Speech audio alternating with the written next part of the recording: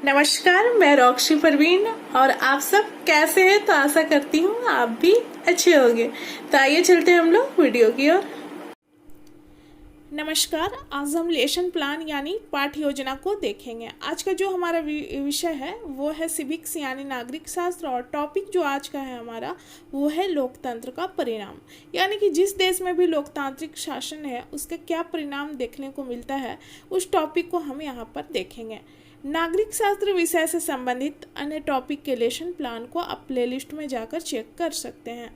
तो lesson plan जब भी बनाना स्टार्ट करते हैं अपने रजिस्टर के लेफ्ट पेज से स्टार्ट करते हैं। सबसे पहले लिखते हैं विद्यालय का नाम, यानी कि जिस विद्यालय में पढ़ाने के लिए जाना है। फिर उसके बाद अपना नाम लिखेंगे, फिर रोल नंबर क्या है, विषय हो जाएगा यहाँ पर नागरिक शास्त्र और टॉपिक हो जाएगा लोकतंत्र का परिणाम। और किस क्लास के लिए है तो 10th क्लास के लिए, और कितने समय तक आपको पढ़ाना है वो लिखेंगे, और किस घंटे में, और डेट क्या है, और आपका सत्र कौन सा चल रहा है। फिर उसके बाद समान उद्देश्य आता है जो कि हमारा विषय से संबंधित होता है। इसमें हम समान उद्देश्य में लगभग 5 पॉइंट डालते हैं। फिर समान उद्देश्य के बाद विशिष्ट उद्देश्य आता है जिसमें कि हम वहाँ भी 5 पॉइंट लिखते हैं जो कि हमारा वो टॉपिक से संबंधित होता है। पहला है छात्रों में नागरिक शास्त्र विषय के प्रति रुचि जागृत करना, और दूसरा है छात्रों में देश प्रेम की भावना का विकास करना, और तीसरा है छात्रों की मानसिक शक्ति का विकास करना, और चौथा है छात्रों की दृष्टिकोण में व्यापकता का विकास करना, और पांचवा है छात्रों की तार्किक शक्तियों का विकास करना। समान उद्देश्य जो होता है वो अगर आप नागरिक शास्त्र विषय से संबंधित अन्य टॉपिक पर भी लेसन प्लान बनाते हैं तो सेम चीज़ यहाँ पर ये चीज़ डाल सकते हैं, वहाँ पर समान उद्देश्य सेम होता है। विशिष्ट उद्देश्य देखेंगे, विशिष्ट उद्देश्य में हम 5 पॉइंट लिखते हैं, 5 पॉइंट इसका डालते हैं यहाँ पर लेसन प्लान में। पहला है छात्र लोकतंत्र के परिणाम के बारे में जान सकेंगे, और दूसरा है छात्र लोकतंत्र के परिणाम से संबंधित विचारों की व्याख्या कर सकेंगे, और तीसरा है छात्र लोकतंत्र और उसके परिणाम के बीच के संबंध को जान पाएंगे, और चौथा है छात्र लोकतंत्र से संबंधित विषय को चार्ट पेपर द्वारा प्रदर्शित करने का कौशल विकसित कर सकेंगे, और 5वां नंबर है हमारा छात्रों में लोकतंत्र से संबंधित पत्र पत्रिकाओं को पढ़ने की रुचि विकसित हो सकेगी। उसके बाद हम अगले पेज में आते हैं, राइट पेज में।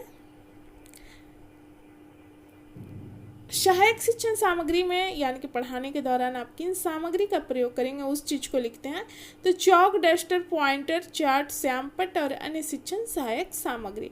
किस विधि का आप प्रयोग करेंगे वो लिखेंगे। तो व्याख्यान और प्रश्नोत्तर विधि का प्रयोग करेंगे, और पूर्व ज्ञान में हो जाएगा कि छात्र लोकतंत्र के परिणाम के बारे में सामान्य जानकारी रखते हैं, यानी कि उनको इस विषय में पहले से ही जानकारी है।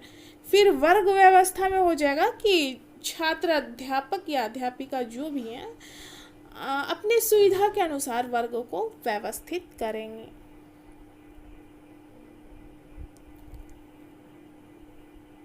उसके बाद प्रस्तावना का कॉलम बनाते हैं 2, इसमें बनता है एक छात्र अध्यापिका कथन और एक छात्र संभावित उत्तर।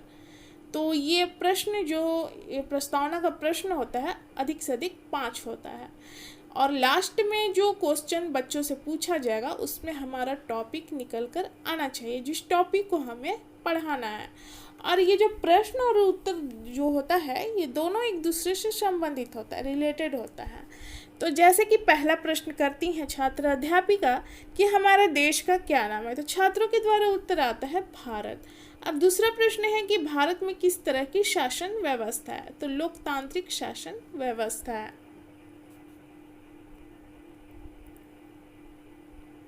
फिर तीसरा प्रश्न है लोकतंत्र में सरकार का चयन कौन करती है, तो जनता करती है। और चौथा प्रश्न है कि जनता के प्रति किस तरह की सरकार उत्तरदायी होती है, तो लोकतांत्रिक सरकार। और 5वां प्रश्न है कि लोकतंत्र की सफलता व असफलता किस पर निर्भर करती है। तो यहाँ पर छात्र उत्तर नहीं दे पाते हैं, इसलिए हम समस्यात्मक लिखते हैं और देख सकते हैं कि हमें जिस टॉपिक को पढ़ाना है वो टॉपिक यहाँ पर मिल गया, यानी कि जो टॉपिक है लोकतंत्र के परिणाम। तो लोकतंत्र के परिणाम के आधार पर ही लोकतंत्र की यहाँ पर लोकतंत्र की सफलता और असफलता का पता चलता है।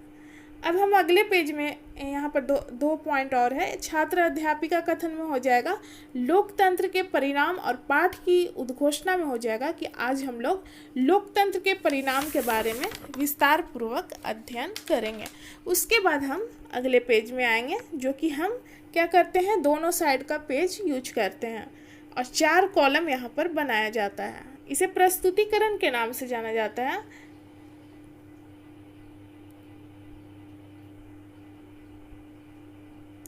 एक पॉइंट शिक्षण बिंदु का रहेगा, यानी कि जो टॉपिक है हमारा प्रकरण है उससे रिलेटेड पॉइंट रहेगा इसमें, और उस पॉइंट की व्याख्या यहाँ पर छात्र अध्यापिका क्रियाशीलता में लिखते हैं, यानी कि क्लास में जो व्याख्या दिया गया है। और छात्र क्रियाशीलन में यानी कि छात्रों का व्यवहार किस तरह का रहेगा उस चीज़ को लिखेंगे। और श्यामपट्ट कार्य में पढ़ाने के दौरान आप ब्लैक बोर्ड पे जो लिखते हैं बच्चों को समझाने के लिए, उस चीज़ को यहाँ पर लिखेंगे। तो क्लास लेने से पहले पाठ्य योजना तैयार किया जाता है। तो जैसे कि सबसे पहले लोकतंत्र क्या है उसके बारे में जानेंगे। तो लोकतंत्र एक ऐसी शासन व्यवस्था है जिसमें राज्य सत्ता किसी एक व्यक्ति या कुछ व्यक्ति के हाथ में ना होकर संपूर्ण जनता में निहित होती है। शासन की जो शक्ति होती है वो संपूर्ण जनता में निहित होती है। सभी जनता को समान रूप से सरकार का चयन करने का अधिकार प्राप्त है। लोकतंत्र अंग्रेजी भाषा के डेमोक्रेसी शब्द का हिंदी रूपांतरण है, और ये शब्द लैटिन भाषा के 2 शब्द डेमोस प्लस क्रेटिया से मिलकर बना हुआ है, जिसमें डेमोस का अर्थ होता है जनता और क्रेटिया का अर्थ होता है शासन। इस प्रकार लोकतंत्र का संपूर्ण अर्थ होता है जनता का शासन, जिसमें जनता अपनी सरकार का चयन खुद करती है। छात्र क्रियाशीलन में देख सकते हैं कि कक्षा में छात्र अध्यापिका द्वारा पढ़ाए जा रहे कथनों को सुनेंगे। और श्यामपट्ट कार्य में देख सकते हैं कि लोकतंत्र जो है इसको अंग्रेजी भाषा में डेमोक्रेसी कहते हैं, जिसकी उत्पत्ति लैटिन भाषा के 2 शब्द डेमोस प्लस क्रेटिया से मिलकर हुआ है, और इसका अर्थ होता है जनता का शासन, यानी कि जनता अपने सरकार का चयन करती है। अब जो यहाँ पर बताया गया उसी से संबंधित प्रश्न करती हैं छात्र अध्यापिका बच्चों से कि लोकतंत्र का क्या अर्थ होता है। तो छात्रों के द्वारा उत्तर आता है कि लोकतंत्र का जो अर्थ है वो है जनता का शासन। अब दूसरा पॉइंट देखेंगे शिक्षण बिंदु में, लोकतंत्र एक उत्तरदायी, जिम्मेवार और वैध शासन है। लोकतांत्रिक सरकार जनता के प्रति उत्तरदायी होती है तथा सरकार जनता की हितों को ध्यान में रखते हुए अपने कार्यों का संचालन करती है। अगर सरकार जनता के हित को ध्यान में रखकर कार्य नहीं करती है तो क्या करेंगे कि जनहित के द्वारा उनका शासन पद से उनको हटाया जा सकता है। अगर वो जनता के हित में नहीं कार्य करेंगे तो जनता क्या करेगी कि आलोचना करेगी, उनको उस पद से हटा सकती है। सरकार के चयन में जनता का अपना महत्वपूर्ण योगदान होता है तथा शासन को अपनी सत्ता का भी भय रहता है। इन सभी को देखते हुए सरकार जनहित को ध्यान में रखते हुए अपने कार्यों का संचालन करती है। प्रायः लोकतांत्रिक सरकार वैध होती है क्योंकि इसे जनता द्वारा चुना जाता है। सरकार का चुनाव जनता द्वारा किया जाता है, इसलिए यह एक वैध और उत्तरदायी शासन व्यवस्था है।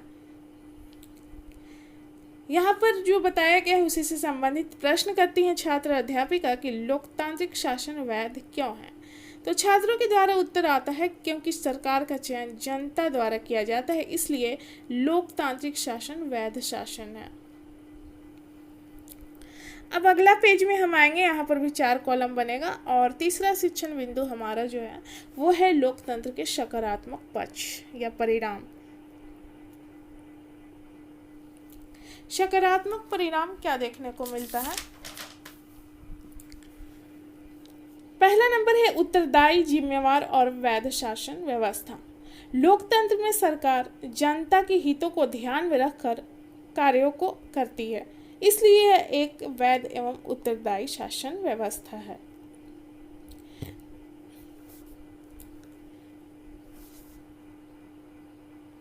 दूसरा नंबर है आर्थिक समृद्धि और विकास। तो लोकतांत्रिक शासन व्यवस्था है अपने राष्ट्र के आर्थिक हितों को ध्यान में रखते हुए अपने शासन का संचालन करती है। तीसरा, असमानता और गरीबी में कमी करने का इसका प्रमुख योगदान रहता है और सामाजिक विविधता में सामंजस्य लाना। और 5वां नंबर है, नागरिकों की गरिमा तथा समानता को बनाए रखने में यह शासन व्यवस्था सहायक होती है। छात्र क्रियाशीलन में देख सकते हैं कि कक्षा में छात्र अनुशासित रहकर छात्र अध्यापिका द्वारा पूछे जा रहे प्रश्नों का उत्तर देंगे। यहाँ पर देख सकते हैं श्याम पटकार में कि यह एक उत्तरदायी और वैध शासन व्यवस्था है और राष्ट्र हित व जन कल्याण के हितों को ध्यान में रखकर ही शासन व्यवस्था का संचालन करती है। आर्थिक विकास में भी सहायक होता है राष्ट्र का और असमानता और गरीबी को दूर करने में भी काफी यह सहायक सिद्ध हुआ है। यहाँ पर प्रश्न करती हैं छात्र अध्यापिका कि लोकतंत्र के सकारात्मक परिणाम क्या हैं। तो छात्रों के द्वारा उत्तर आता है, उत्तरदायी तथा समानता पर आधारित यह शासन व्यवस्था है। अब देखेंगे चौथा शिक्षण बिंदु, लोकतंत्र के नकारात्मक परिणाम। सकारात्मक के साथ साथ कुछ यहाँ पर नकारात्मक परिणाम यानी कि बुराइयां भी देखेंगे लोकतंत्र का। तो पहला नंबर देखेंगे कि भ्रष्टाचार युक्त शासन व्यवस्था देखने को मिलता है लोकतंत्र में। दूसरा, भाई भतीजावाद पर आधारित शासन व्यवस्था को भी देखते हैं हम कि लोग क्या करते हैं कि जो बड़े नेता वर्ग है अपने रिलेशन को ही क्या करते हैं, सत्ता में बैठाने का प्रयास करते हैं। तीसरा है, सत्ता का एक व्यक्ति के हाथों में केंद्रीकरण रहता है और योग्य एवं कर्तव्यनिष्ठ शासक जो होते हैं उनकी कमी देखने को मिलता है और राष्ट्रहित की अपेक्षा स्वहित यानी कि स्वार्थ में अधिक बल दिया जाता है। जो भी नेतागण होते हैं अपने स्वार्थ पूर्ति के बारे में अधिक सोचते हैं और वैसा कार्य करते हैं कि उनका अधिक से अधिक स्वार्थ का पूर्ति हो सके। अब यहाँ पर बोधात्मक प्रश्न है, छात्र अध्यापिका करती हैं कि लोकतंत्र के नकारात्मक परिणाम बताएं। तो छात्रों के द्वारा उत्तर आता है कि जनहित की उपेक्षा देखने को मिलता है तथा भ्रष्टाचार युक्त शासन व्यवस्था भी देखने को मिलता है। यहाँ पर जनहित की उपेक्षा यानी कि स्वार्थ सिद्धि पर अधिक बल दिया जाता है, यानी कि नेतागण जो भी होते हैं शासन व्यवस्था के अधिकारी नेतागण वो अपने स्वार्थ की ही सिद्धि करने का प्रयास करते हैं। यहाँ पर देख सकते हैं श्याम पटकार में भाई भतीजावाद पर आधारित शासन व्यवस्था है, सत्ता का केंद्रीकरण देखने को मिलता है, भ्रष्टाचार से युक्त शासन व्यवस्था हम देखते हैं लोकतंत्र में और योग्य शासक जो होते हैं उनका अभाव आदि देखने को मिलता है। तो ये थे लोकतंत्र के सकारात्मक और नकारात्मक परिणाम।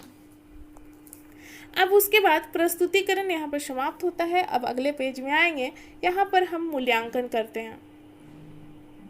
मूल्यांकन में 5 प्रश्न कम से कम पूछ सकते हैं आप। ये प्रश्न क्लास में ही बच्चों से किया जाता है जिसका उत्तर बच्चे क्लास में ही देते हैं और मूल्यांकन के आधार पर ही एक शिक्षक को पता चलता है कि वो कितना बच्चों को समझाने में सफल हुआ है।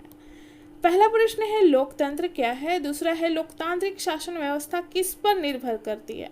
तीसरा है लोकतंत्र में क्या परिणाम देखने को मिलता है और चौथा है लोकतंत्र के सकारात्मक परिणाम बताएं और 5वां है लोकतंत्र के नकारात्मक परिणाम बताएं। अब मूल्यांकन के बाद पुनरावृत्ति किया जाता है, यानी कि जो चीज़ आपने पढ़ाया है उसको एक बार बच्चों के सामने दोहरा दिया जाता है ताकि उनको अच्छे तरीके से याद बना रहे।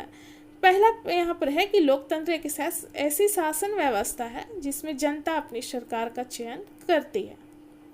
लोकतंत्र जनता के हितों को ध्यान में रखकर शासन व्यवस्था का संचालन करती है, इसलिए एक वैध और उत्तरदायी शासन व्यवस्था है।